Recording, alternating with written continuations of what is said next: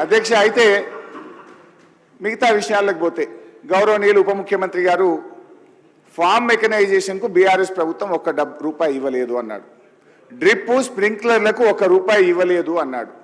రైతులకు ఇన్సూరెన్స్ డబ్బులు కట్టలేదు అన్నారు. నేను మెస్ ఛార్జీలు ఎస్సీ ఎస్టీ బీసీ పిల్లలకు పెంచలేదు అన్నారు. సభలోనే ఇప్పుడే మాట్లాడారు. దీని మీద I want to challenge the minister. ఎందుకంటే అన్నం ఉడికిందా లేదా చూడాలంటే ఒక మెతుకు ముట్టుకుంటే చాలు. అంటే ఇవాళ బట్టి విక్రమార్క గారి మాటల్లో నిజాయితీ ఎంత ఉందంటే నేతి బీరకాయల్లో నెయ్యి ఎంతనో బట్టి గారి మాటల్లో నిజాయితీ ఎంత. నేను ఉత్తుత్తగా మాట్లాడతలేను ఈ మాటల మీద.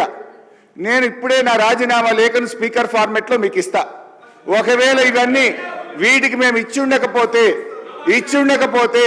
నా రాజీనామాను మీరు యాక్సెప్ట్ చేయండి. ఇచ్చుంటే బట్టి గారు రాజీనామా లెటర్ను సీదా గవర్నర్ దగ్గరికి పోయి ఇస్తారా అని మీ ద్వారా వారిని అడుగుతా ఉన్నా.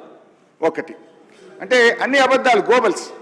మేము మెస్ ఛార్జీలు పెంచింది నిజం, ఫామ్ మెకనైజేషన్కు డబ్బులు ఇచ్చింది నిజం, డ్రిప్ స్ప్రింక్లర్లకు డబ్బులు ఇచ్చింది నిజం, రైతు బీమాకు 2018-19లో 883 కోట్లు, 19-20లో 951 కోట్లు, 20-21లో 1456 కోట్లు, 21-22లో 1166 కోట్లు, 22-23లో 1139 కోట్లు మేము కట్టాం.